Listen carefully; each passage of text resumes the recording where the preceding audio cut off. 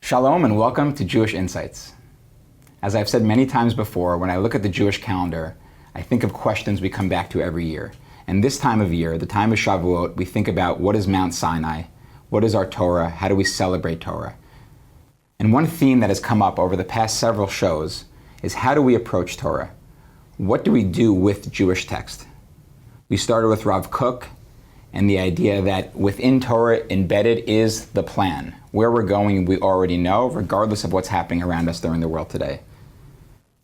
And then we spoke about Nechama Leibovitz with Smedar Rosenzweig, and we talked about the idea of how do you create a conversation with all of the greats, all of those who have commented on Torah before.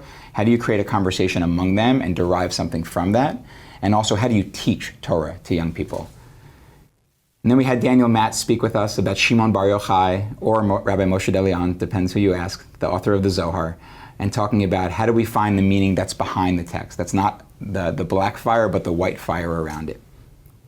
And then we spoke with Rabbi Yitz Greenberg about Israel Salanter, the founder of the Musar movement, and raising the question of what is the purpose of Torah? When we sit down with Torah, are we trying to become a better person as a result of that?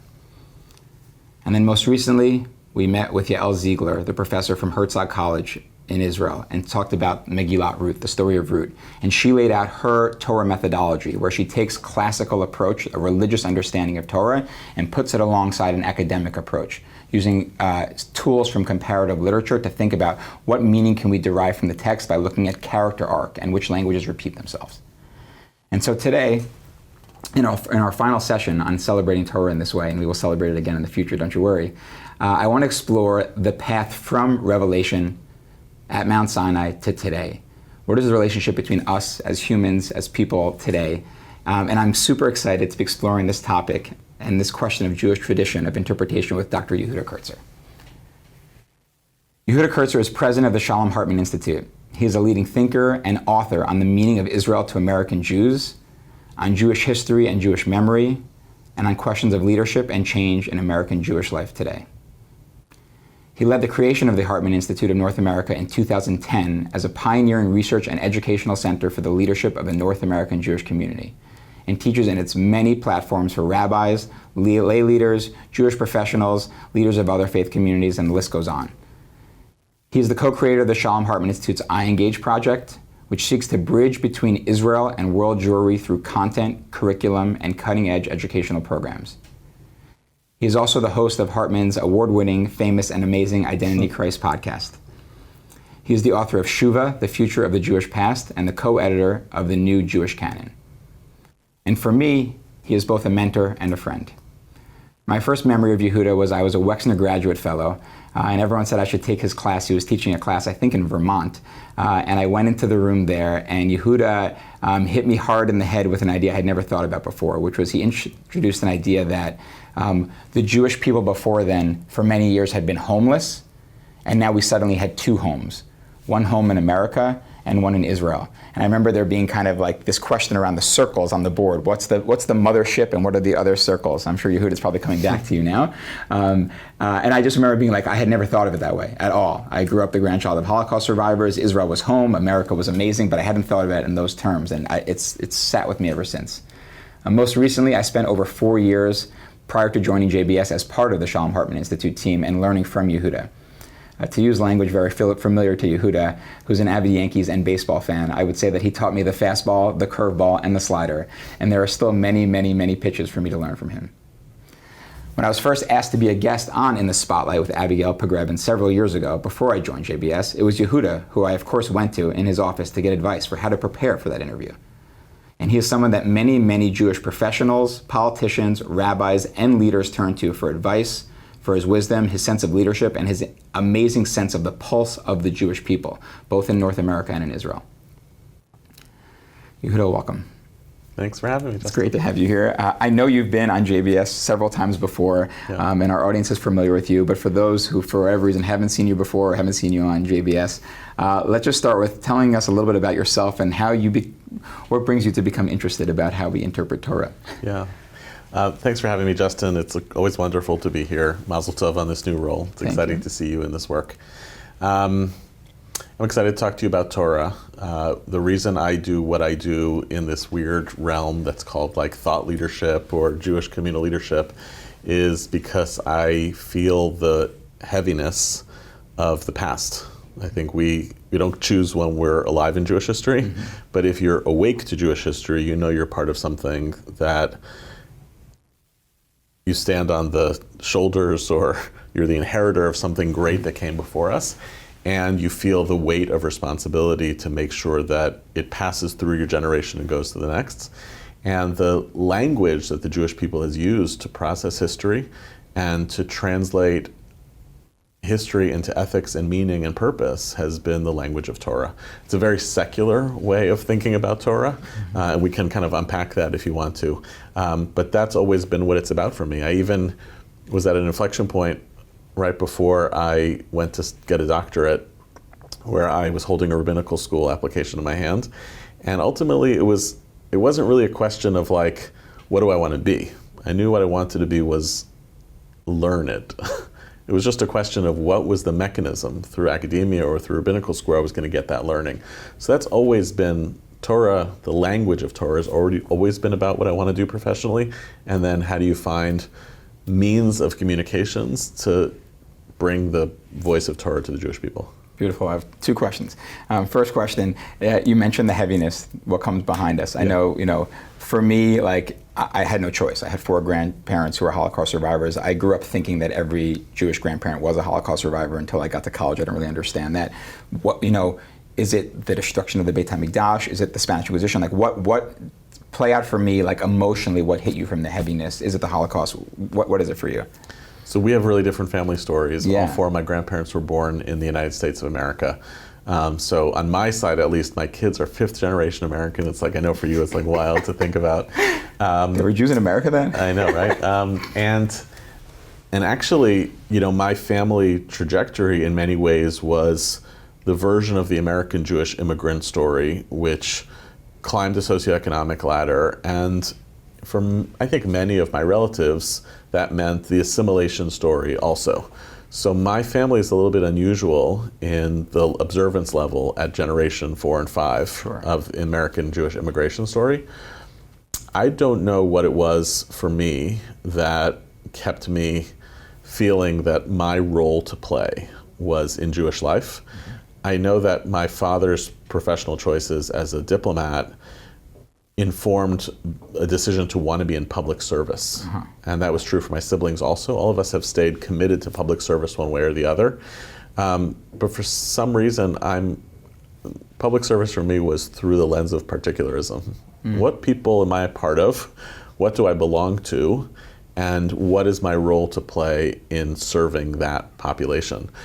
Is it his particular historical event? Yeah, I mean, I guess if I look back in Jewish history, I've always been drawn to the 1st century, the destruction of the temple, the sectarianism of the 1st century, which sounds a lot like the denominationalism of the 19th century, and maybe the pluralism of the 21st, the transformation of history that Jews live through and have to figure out how to process, all of the rupture and the rebirth that feels very 20th century about the 1st century. That was always my first love.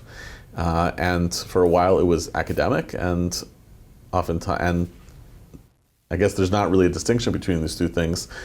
It's an academic love that also turned into a love for the Torah that flourishes around that academic conversation. Beautiful. So first of all, I'll notice that for me, it's interesting, this sense of service. I think I also grew up with a sense of service, but for me, I think it was like that I felt that Torah was right, and like we needed to like tell the world about that, or that like I believed in God and I wanted to like share that out. And it's interesting that it was a sense of like connection to like I need to serve my community. So it could be this is the town I live in, but it could also be this is the tribe or the people that I'm part of. I want to, you mentioned academic. Just say one word. I'm curious. I hadn't heard you say that before. How did you ultimately decide to go the academic path and not the rabbinic path? Well, for me, I ultimately knew that I wanted to study. I wanted to learn something.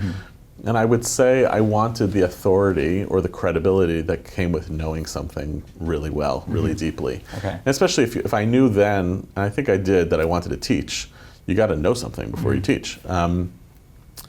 And I was always, like I said, romanticized by ancient Judaism, ancient Jewish history.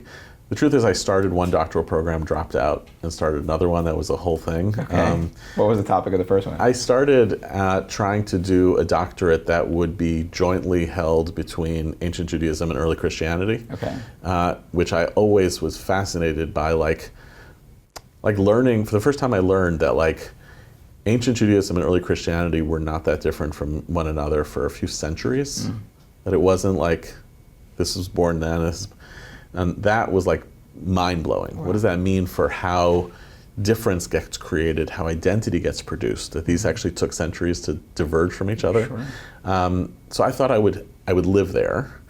It wasn't the right program, it wasn't the right setup, and ultimately when I went back and started my doctoral work again, I just camped myself squarely in Jewish studies, and that felt like a little bit more secure. I never stopped being interested in the early Christianity stuff. I studied Greek, I learned New Testament, but I at least had a little bit more of a secure footing. Got it. Interesting. All right, so we'll put aside a conversation around the authority of academics, and also the authority of academics versus the authority of rabbis today, which is a great one. Yeah. And I think looking back on my rabbinic experience, I think like there was a sense of like you need to learn all of these things to become a rabbi, and like there wasn't a sense of like, oh, you really want to focus on Musar, let's say, you can get your PhD in Musar, so I hear that very much. Okay, fine. Great. Let's talk a little bit about Torah. So we're thinking about Mount Sinai. I think one of the things that the Hartman organization does, Hartman Institute does in general, and that you do very well is kind of, I'll almost say that I feel like you personally taught me this, and I don't know if this is where you're going to go with this, let's see, but I think for me, coming in, I kind of thought like Judaism describes the way to live our lives, right? There's this like perfect ecosystem. I remember coming from my year in Israel to law school and being like, first of all, this case is only 30 years old. That's not interesting. We have cases that are much older in Judaism. And second of all, why are there all these flaws in the American system? Like, why can't they get it right and it be perfect? Judaism's perfect, America's not perfect. And then I think you helped me to see that like the challenge of taking Torah, taking Jewish values and building a society around that, we have like an experiment that's called Israel. And not everyone's trying to do that experiment when it comes to Israel, but there's an example of what does it mean to bring values to life. But I think behind that question is a question around like, okay, how do we relate to Torah and how does it inform the way we think about it today? So I'll push it to you first, offer some thoughts on this and then I'll respond. Yeah, so if Shavuot, this holiday that we're about to celebrate, or depending on when people see this, have already celebrated, there's only two options on the calendar. I can tell you've been on JBS before.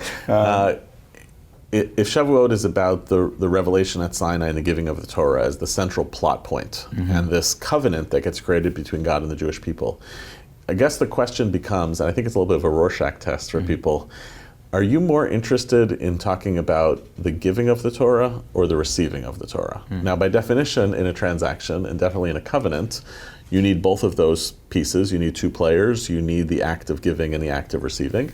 But there are actually different theological emphases that often tell a story of what a person wants to understand about Torah. And I think you are a giving of the Torah person, right? Even in your language of text. because even in your language of there's something perfect here, and the notion that the giving of the Torah was this act of generosity and grace by God to the Jewish people, which we see in our tradition of imagining the Torah as a precious treasure that God has given to God's beloved, the people Israel, leads you to a certain conclusion about how immaculate or perfect the Torah is, and about our responsibility as Jews is almost in this preservationist mode of making sure it doesn't get damaged, making sure it's protected from people who shouldn't have access to it, and that a lot of consequences to that. And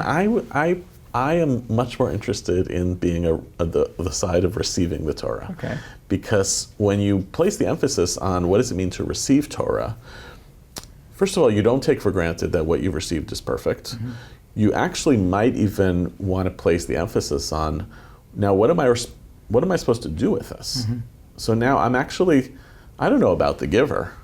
I know that as a receiver, I'm responsible for something.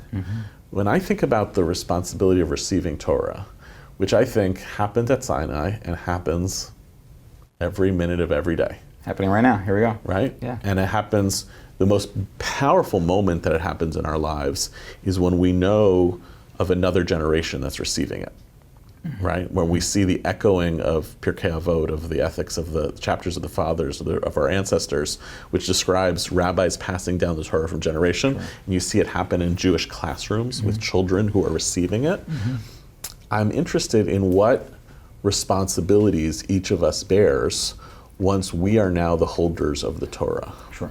What do we have to fix in Torah and in the world? What do we have to change in order for it to be something that can continue to be received from generation to generation? Do you identify on that? Yeah, so let me jump in. So first, I respect the binary because I think it's easier. It's just a heuristic. Pedagogically to create. Things, yeah. I'll insert myself into the binary question and not put myself far on one end or the other. I'll say that, in thinking about Torah, I think for me, I do think that Torah is divine from God, and there's something perfect about it. But in the same way, we have paradoxes where we say, how could God possibly create the world and be all powerful, and also we can be here at the same time? Or how can God, know the future and us not have free will? I think that inherent of the very fact that the Torah, even the Torah as we have it, is a text that is written in human language, that goes from right to left, that cannot be, the metaphor I often think of is like, I'm not an art historian, but Picasso's Cubism, where I think if I understood in my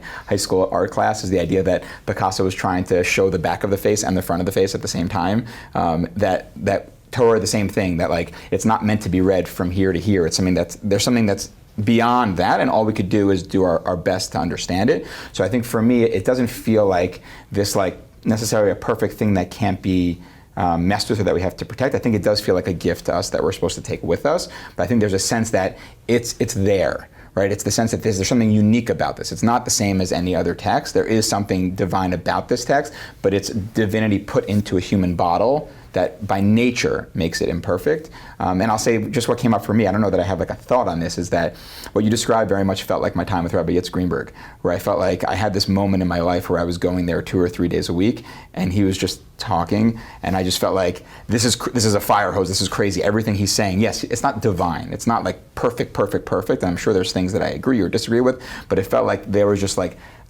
something godly coming out of his mouth, and the way that he behaved with his wife, that I felt like I have like a responsibility. What do I do with this? Like I should be recording everything he says and put it into writing, and I need to put it out there. And like there are moments where I've had that, but I feel like that sounds somewhere between, I think it feels to me somewhere between giving and receiving, which is like, yes, there is a gift, but also acknowledging that with the gift comes responsibility without having to say that the gift is broken, let's say, or there's something imperfect about it. Does that make sense? Yeah, although,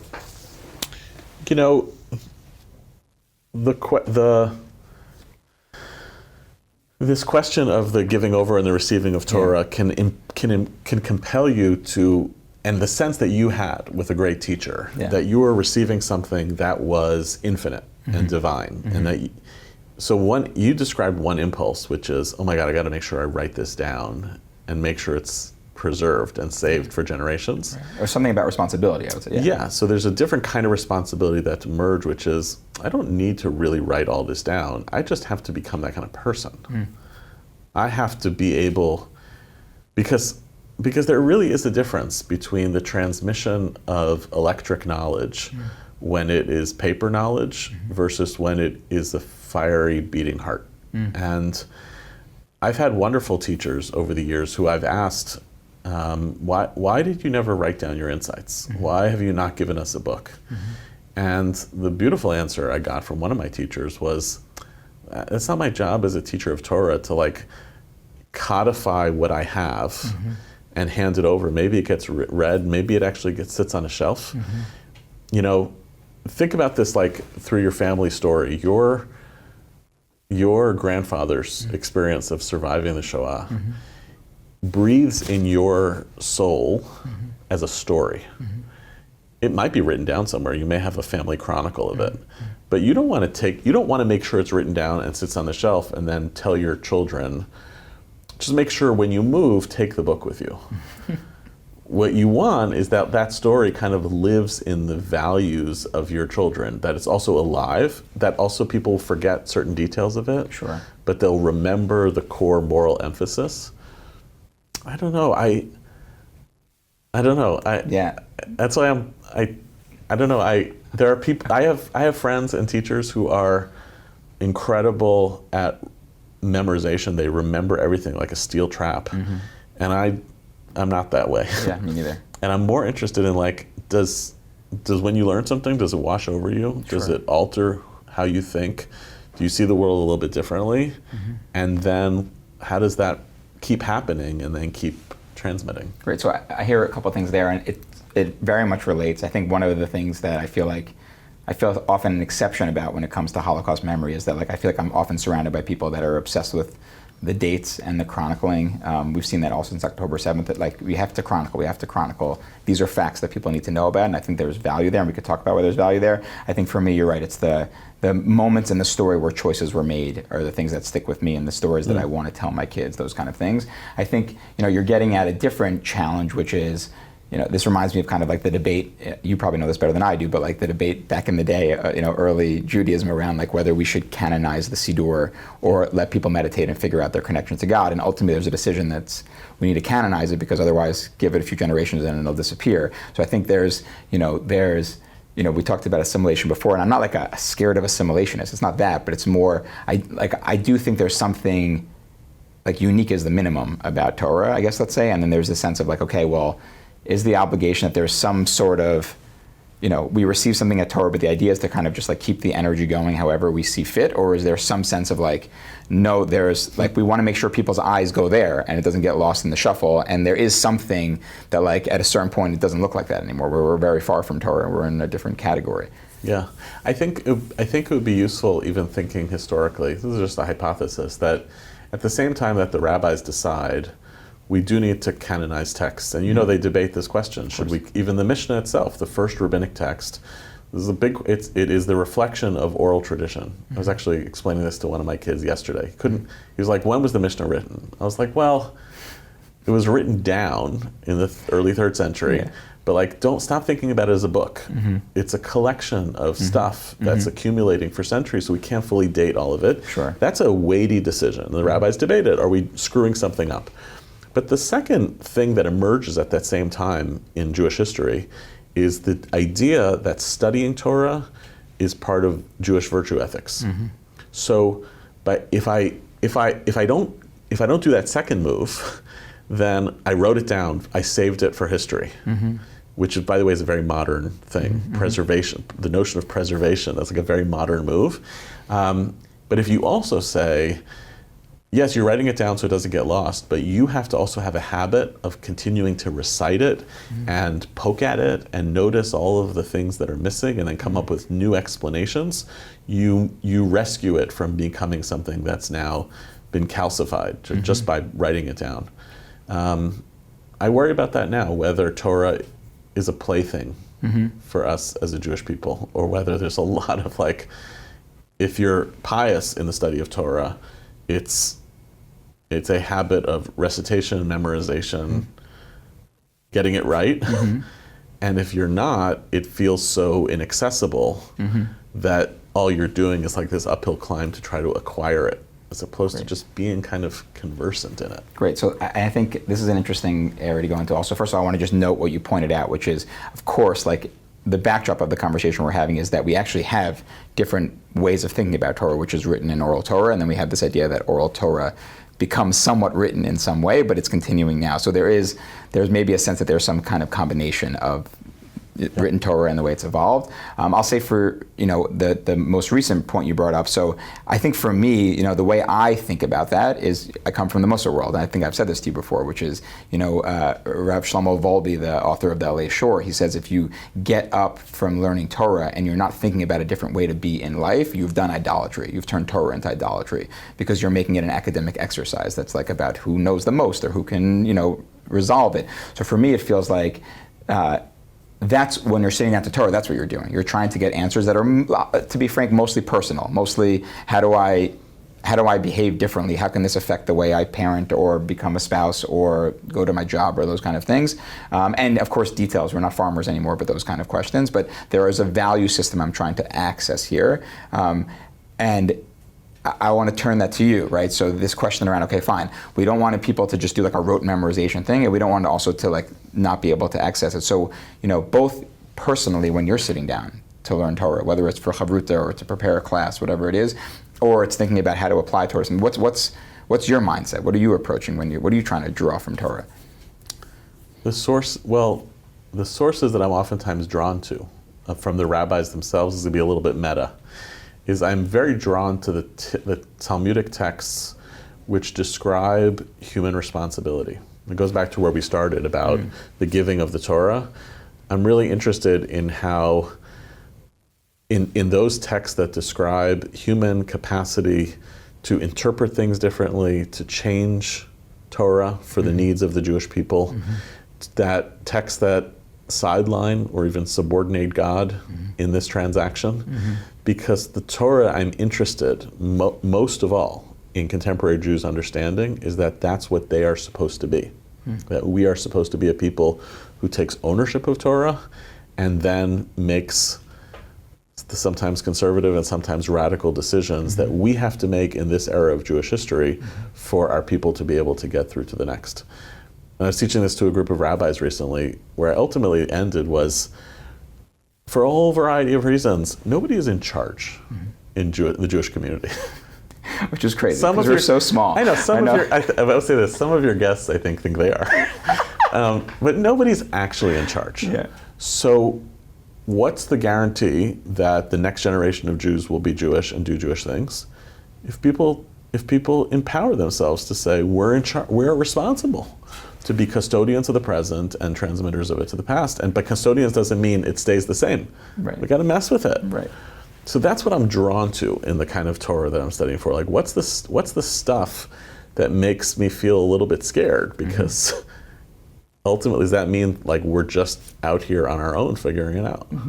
So, all right. So I want to ask. I'll give you back your Rorschach test a little bit here. So then there's, I hear inherent in there something about that, like Torah needs fixing or improving or changing, or we need to do it for the next generation. A metaphor for Mount Sinai that's often given is that it's a wedding between the Jewish people and God, that it's the ketubah. And I think one of the number one rules about of marriage is don't spend your time trying to fix your spouse and telling, don't come into it being like, oh, well, these few things are wrong. So I think I don't think that like, I'm not someone who's like, we need to capture time in a glass and just preserve it forever. But I think sometimes, the idea that Shabbat, for example, comes to mind. The idea that like a new generation can know better and be like, well, listen, we don't really need, like we could do it differently. There's a different way to, like, instead of being like, okay, well, let's give the benefit of the doubt to the system that's been working. And I know that Judaism has not been the same every year forever, but let's get a benefit of the doubt of the system. Let's start there. Let's assume Judaism has it right. And then if I go deeper into it, I have a sense that, okay, really it could be improved a little bit here. Let's go deeper. Like, how do we, what is there a distance between going in with an assumption that like by nature anything is imperfect and we need to perfect it more, versus maybe that's a Hasidut actually approach where we're trying to perfect the world again, or should we be going in with let's give it the benefit of the doubt, if we notice glaring changes, then let's like slowly fix those changes. That thing where it's like when people describe their own politics, like anyone to the left of me is a communist, and anyone to the right of me is a fascist. So the same thing applies to the whole question of tradition and change in Jewish life. The person who you feel is moving too quickly to change this tradition, that's because that's where you are, right? And that's your bias. Yeah. And I think it's less, I don't think there's any scientific way of asserting whether someone's motives are l'shem shamayim, for the purpose of heaven, or for the purpose of the Jewish people. We sometimes can evaluate whether someone manipulates Torah in ways that we think are methodologically correct.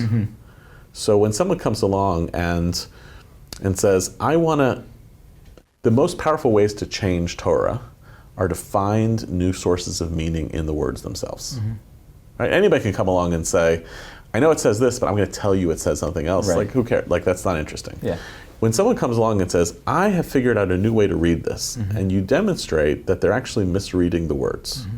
they've mispunctuated it, they didn't do their homework, it just falls apart. Of course. Then it's just their own stuff. But when a person comes along and says, I'm exposing something of this tradition that is getting at the core of what it's supposed to be about, or where there's room to do this. The text we go back to at Hartman all the time is a text in the tractate of Yoma, Talmudic tractate in Yoma, which says that the two of the prophetic figures, Daniel and Jeremiah, do something radical, which is they take the words that Moses uses to describe God. Moses had described God as Ha'el Hagadol Hagibor V'Hanora, God who is great and mighty and awesome. And Jeremiah lives through a period of time when the temple is being destroyed. And the rabbis notice that, it obviously doesn't say this in the text, but the rabbis notice that when Jeremiah describes God, Jeremiah doesn't say the great, mighty, and awesome God. Jeremiah just says God who is great and mighty, and leaves out awesome. This is such a brilliant way of reading the text. And they notice, how could it be that Jeremiah didn't say the same thing that Moses said? Now, the normal human answer is like, big deal. This is fine. This is also okay. But if you live within a world in which every choice has meaning, their argument is, Jeremiah was living through a terrible period in Jewish history, and he couldn't describe God as being awesome. And then they do the same thing for Daniel. Daniel takes away God being mighty. God is just great.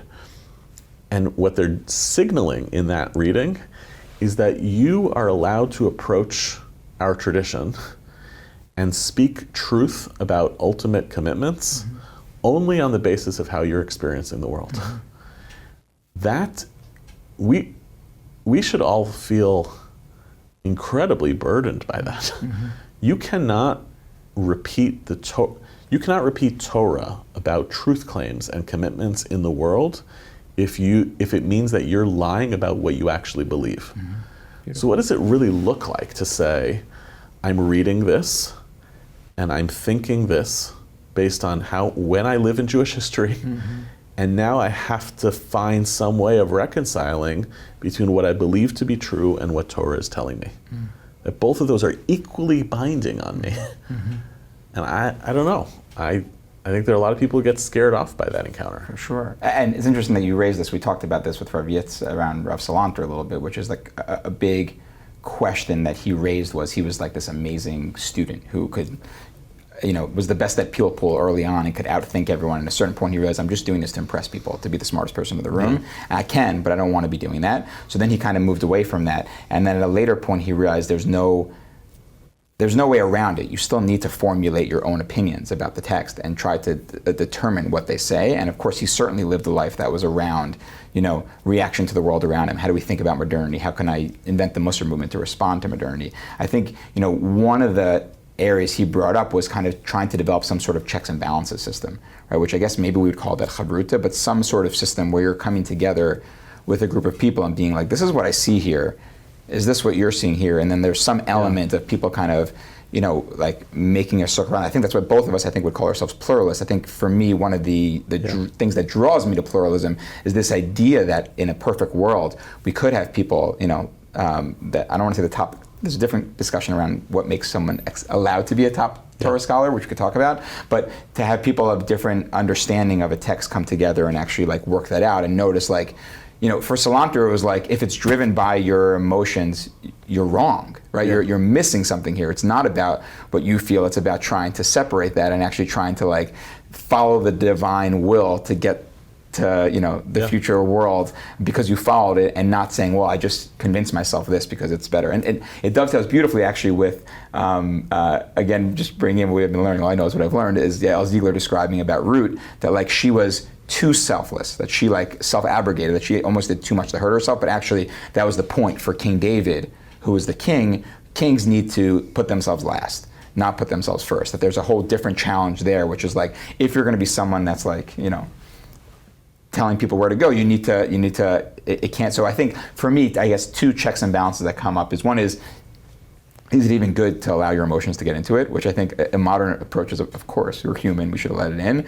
Is there checks and balances that can help us along the way? And is there a third thing, which is like, well, when we're thinking about Torah for the masses, is there a sense that like one check is to be like, well, do I benefit in any way from this interpretation? And if I do, does that mean I need to step back from it?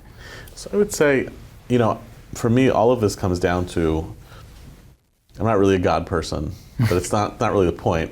The point is, I'm interested in the receiving of Torah as this vehicle for the empowerment of human autonomy, and not for empowerment on its own, but because empowerment engenders responsibility. So if we're the Jews of this period of time, here's our toolkit. What are we doing with this toolkit? Beautiful. In that context, you're right. There's a big risk of self-aggrandizement, not empowerment, but aggrandizement. There's a real risk that if all of Torah becomes the mirror image of what a person is, then that's the ultimate idolatry. And maybe chavruta and maybe community of learners is the antidote to that idolatry, because now I'm seeing things through the prism of my own experience of the world, and I have to hold it against your experience of the prism of the world. I can't turn my self-empowerment into, I can't become God in the story. All of us can only encapsulate some piece of the human experience, which, as our tradition says, God understands the world in ways that are beyond human comprehension. Sure. But on top of that, I would say the beautiful tie-in to Ruth is, I think, the other thing that's happening in the Ruth story, which I only realized this year. So this is new. It's the beauty of coming back to Torah every year. We'll try it out, and I'll issue a challenge to Yael Ziegler. We'll talk about this, whether she thinks this is right. Okay. The power I find of the Ruth story is that it's not really a story about God also. It's really a story about human relationships. And it starts with Ruth's fundamental commitment to be part of the Jewish people. I want to be a part of this. And the whole book is a kind of celebration of the core Jewish value, which I think is at heart of Ruth's conversion, which is loving kindness. She is cared for, she cares for others. And how that gets mediated in the book of Ruth is through Halakhah. It's this book, it's a late book that gives you all of these examples of like leaving the field of the corner of the field for gleaning of others, and all of the laws of marriage practice and who inherits them. Sure. So the whole book is like, it is centering the human experience, but not just through loving kindness in some sort of abstract way, but essentially routing it through the halachic process. So both chavruta and community are means of preventing, human aggrandizement, but also a life within the halachic system prevents, which is a means of transacting in the world, prevents it from just being like, well, I'm the agent who now controls Torah in the world. I can do whatever the hell I want with it. Like, I actually need systems by which humans live. You were smiling when I mentioned the halachic thing. First of all, I think that was an interesting chiddush. Like, I hadn't thought of it also. Like, I think, I thought of it as like a place you could learn about halacha being practiced, but I didn't think of it the way that you put it together, which is really beautiful. I think that, that raises a whole different point, which is, we've been talking about Torah, but the relationship between Torah and Halakhah is a whole separate thing, right? So, the same way we think about how each generation looks to Torah to interpret. And again, I came to a place like Hartman thinking that Torah informs how I live my life within community, but not how Torah might inform, let's say, Israeli law, for example. But I think that, the question that we're discussing, it feels like even more potent when it comes to the question of Halakhah, because if someone's kind of saying like, well, okay, I could figure out, I don't know, laws of ritual purity, whatever, you pick whatever area you want. Kashrut, that's an easy one. That's a very high-hanging fruit one, or low-hanging fruit one, I should say. I get what it's about. It's being kosher is really about being ethical around animals. So I'll be a vegan. I don't need to be kosher. I'm moving on, right? Or it's really about being mindful of how long we wait between to put meat on a pedestal, or I want to slow down to make blessings, or Jews are only meant to eat with Jews at Jewish restaurants. Come up with your reason for why we are kosher. So if I can solve for that reason, then I can... It's easier said than done, right? I mean, you have to do a lot of work to demonstrate that kashrut is fundamentally just about kindness towards animals or environmental stewardship. the texts don't lend themselves to the simplicity of that reading. In fact, the more simply you can reduce some sort of obligation or commandment in Torah, the more the tradition kind of looks at you and they're like, really, it's the best you can do? I think that's why the rabbis are so skeptical of this thing called ta'amei hamitzvot, the giving simple explanations for, it just means you're not really doing the work. You've basically decided on the simplest explanation of something in order to do exactly what you said, which is now run with it. But to genuinely grapple with, why does the Torah want us to eat differently? Well, that's an amazing question. Why is that such a huge feature of what it means to be a Jew, is this whole culture of mindfulness around food. And then you wind up, you'll notice through a history of studying the material, not as an anthropologist, but inside your own tradition, you'll see, yes, it is about how we relate to other species. It's about how we relate to other humans. It's about modesty and self-consciousness. It's about the capacity as human beings to make differentiations as like a core moral commitment that is not intuitive to human civilization. There's a lot of things, and now I can't reduce it to simply one moral story that allows me to do whatever I want on the other end. And the truth is, Justin, people are going to do whatever the hell they want anyway.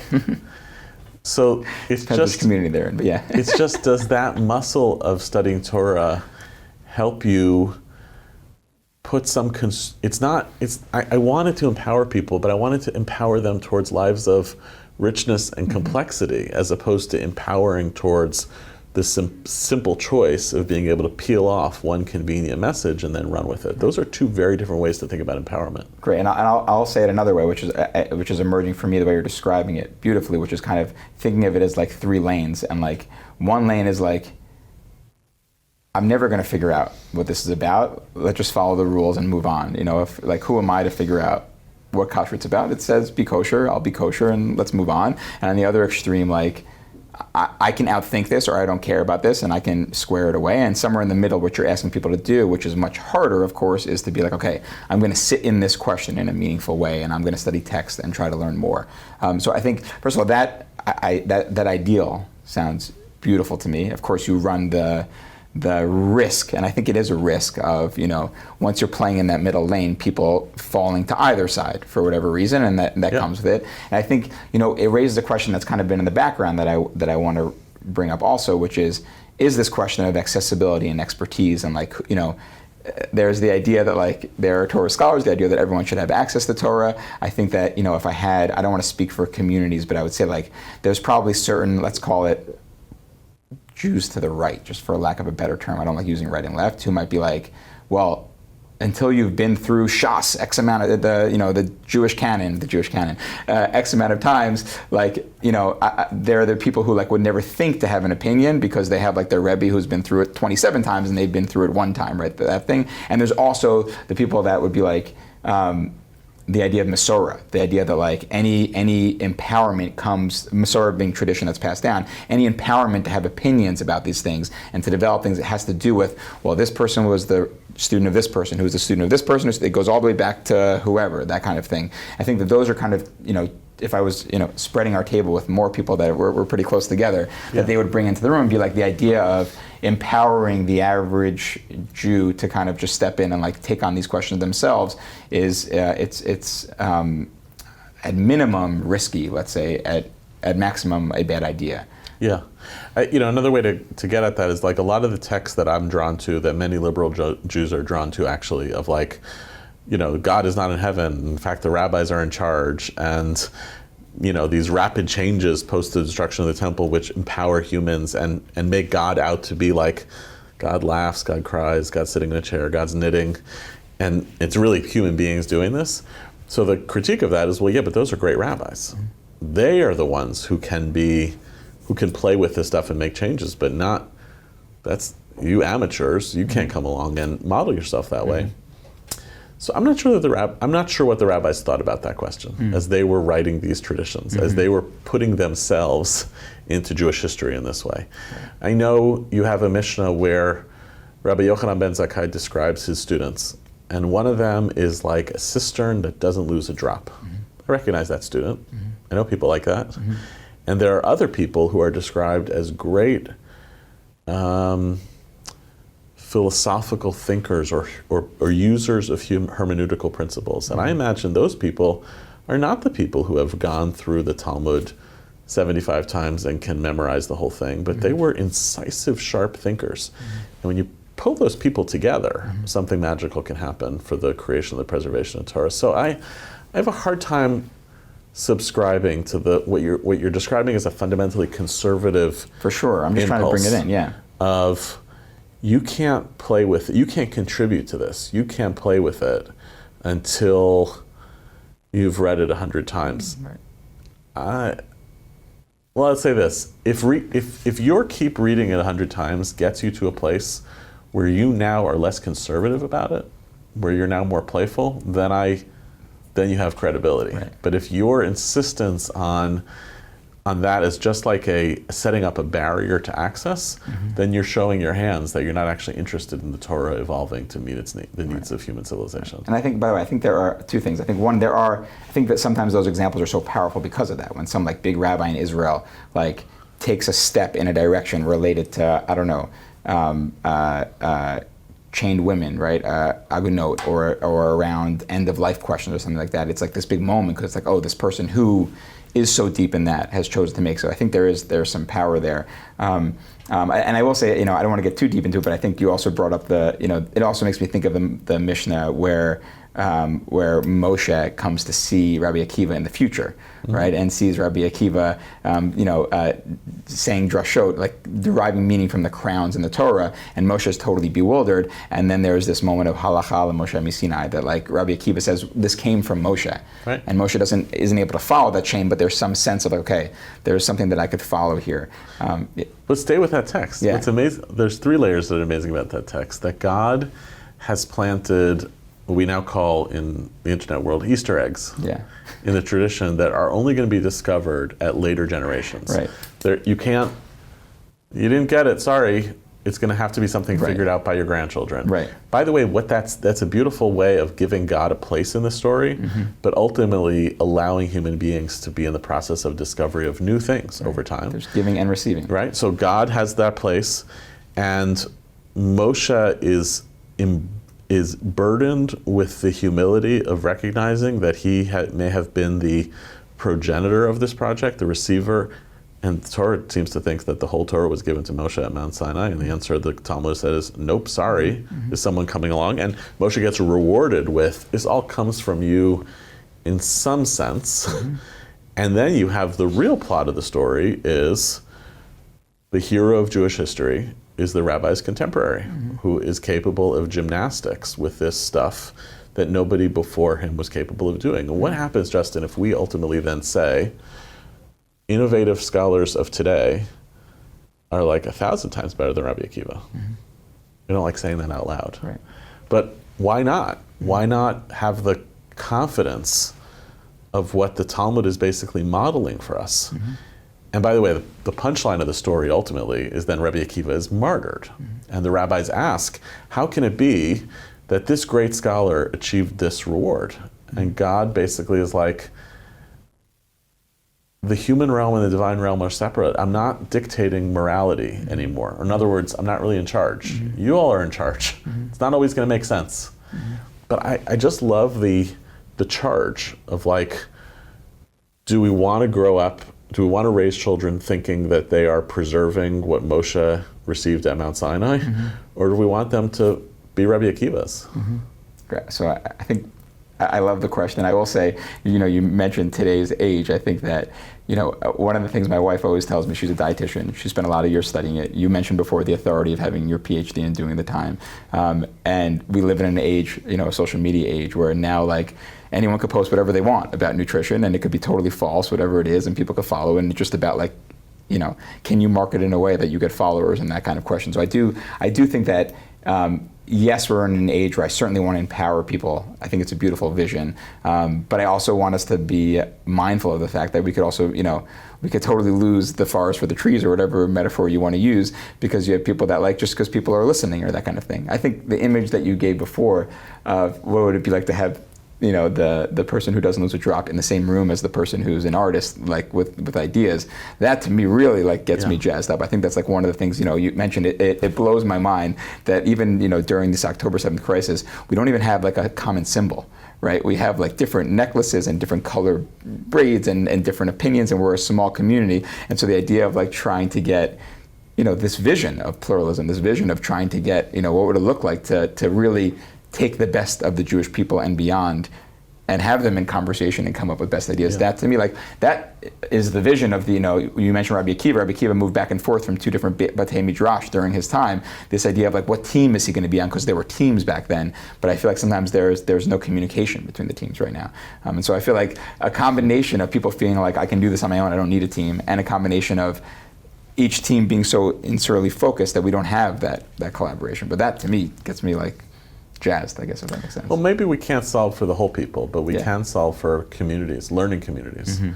Do we find ways to elevate both of, those are just two, maybe there's 5 key disciplines of Torah study, that in every learning community, those should be there, and they hold each other accountable.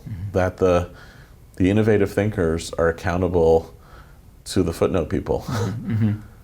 It will not surprise you that in graduate school, which we were talking about before, I struggled as a graduate student because when you write a dissertation, you're supposed to have very little text and a lot of footnotes.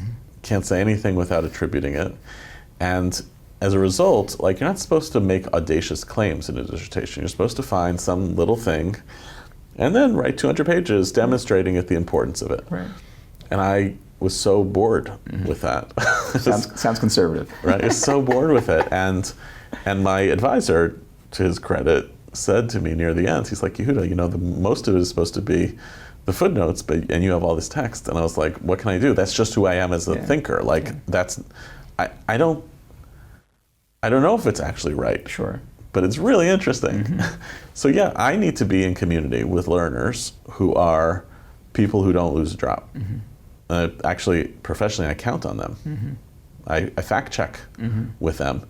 And they need to be in learning communities with people who are going to help them move beyond, let me give you a chronicle of the 78 times this appears in the Talmud, and be able to make bold claims about the world. So I don't know if we can solve it for the Jewish people, but when it comes to the study of Torah, the rabbis are giving us an image of what like a creative community could look like. Beautiful. All right, so that transition us to our last 5 minutes actually beautifully, which is that, one of the things that Hartman does that I had the privilege of playing a role in last summer is people of all walks of life descend on Israel in the summer. It's like the Hartman summer in Israel. People joke that it affects the economy. Descend on or ascend? Ascend, yeah, great, there you go. It's all about a matter of perspective. That like it gives the economy a bump that summer because everyone's coming. So you have the lay leaders, and this year, which is sold out, and you have college educators and day school educators and college students, really across anyone you could think of that should be learning comes. And different than most conferences or learning experiences that you might go to, one of the things that's so beautiful about it is that it does feel like a Beit Midrash. It feels like a house of study that, people are coming to present ideas. Certainly there are these frontal moments, but they're in conversation with each other. There's some sorts of questions that are guiding the summer, and you're hearing different people speak about that question from different angles. And then also there's these evening programs where people, discuss even more detail. So I think first of all, that gives an example of what we're trying to get at here. But I just, I can't help myself. I want to ask, I know every year you spend the spring at this point thinking about what are the questions of the summer. Going into this summer, what are the questions on your mind, and give us a little preview of what you're thinking about. Sure. So it will not surprise you that that we've been consumed for 8 months now by the events of October 7th as generational events, not merely tragic events, but genuinely as generational events. And the only people I can listen to right now in the world are people who express some version of the way I thought about the world is before October 7th is different than now. People who are insistent that nothing is the same, nothing is different, and I told you so, or who are dunking on others of like, hi, you didn't listen to me, or my ideology can withstand these things, I find to be completely uninteresting. I think you have to know when you're alive in Jewish history, and that means a sensitivity that you at least have to interrogate your moral commitments in hard moments. I think the rabbis are very adamant about this. You don't know why something terrible happened in the world? Investigate. That's like a part of what it means to be human. So our summer is dedicated to, the topic is Israel of tomorrow. We want to get back to a conversation that's not merely woe is me and why did this happen, and the experience that many of us have been in of a combination of sorrow and anxiety and fear, but also what does it look like for the Jewish people to imagine its future in the state of Israel among liberal Zionists in North America. What is that going to look like going forward? So in many of our programs, we're kind of following a storyline of starting with what did we think and what have we learned? Quite a bit of Torah on what does it look like to live through hard moments. Our colleague Ilana Stein-Hain is going to teach about sermons, great rabbinic sermons of people living through crisis. There's so much Torah on like after the crisis, adaptation after the crisis, but what is a religious personality amidst a crisis? And then we're going to spend a lot of our time in a conversation about the future. How does Jewish tradition help us think about hope, not only in the ideal sense, but in the pragmatic sense? How do you reclaim a moral conversation when you have spent a lot of time in a period of victimhood and vulnerability? How do we approach the question of Israel's loneliness, which is a deep experience of many Jews and many Zionists, but if we stay there, it misses out on what Zionism was supposed to do, which was to fix that condition. So that's what we're going to try to be in, a place of, recognition of the depths of the emotional consequences of the past 8 months, and then some creative Torah to help lift ourselves out of it. We have an educational summit this summer where we're inviting educators from all backgrounds to do something we've never really done, which is just be in one community of Jewish educators to process this last year and to plan for the future and to build a stronger networking community of educators, whether they're supplementary school, Hebrew school, day school, JCC, camps, campus. So that's going to be a special piece of this summer. And I have a feeling, a lot of what is going to happen is merely folks who feel the need to show up and be together. And this has been a trend over the past year of Jews showing up in Jewish institutions because they just want to be in proximity and in community. And I think the reason we have such big turnout this summer is just folks need to be in Israel. Beautiful. It sounds amazing, as always, and I think it'll be extra special, and it's not a surprise that it's sold out, the CLP piece of it, the lay portion. I'll give you a last lightning question, which is, you alluded to this. I don't want to take away from what you're going to share in CLP, but give me one axiom that you felt before October 7th that you've thrown out the window. So I don't know if it's thrown out the window, but I would say I think one of the hardest questions that many of us are struggling with is the question of allyship. For liberal Jews, the whole nature of allyship has been a big part of how we have built relationships and how we've created a sense of place and security. I think there was a big rupture between American Jews and many allies of like, why didn't you show up the way I expected you to? And I think that for some people, it's shattering their politics. Forget it. I don't want to do that anymore for them. Right. I think for most people, it's not that, because it's not like, I only showed up for racial justice because I had some reciprocal expectation you were going to show up for me. No, I want to remain committed to it, but what do I need to do differently in building relationships with others in which they genuinely understand my commitments? Because it's pretty clear that hasn't been the case. So that's an example of, wow, I felt this sense of crisis or rupture, and I could either, this is what we do, either you wallow in the rupture, you accept the downstream consequences, you are a different person as a result, or you say, pick up the pieces and figure out what I want to do differently, and then, pave my way to something different in the future. Wow, all right. Dr. Yehuda Kurtzer, thank you so much. Check out Identity Crisis. Check out the Community Leadership Program at Hartman this summer. And it's such a pleasure to have you here. Thank you so much. Thank you. Okay.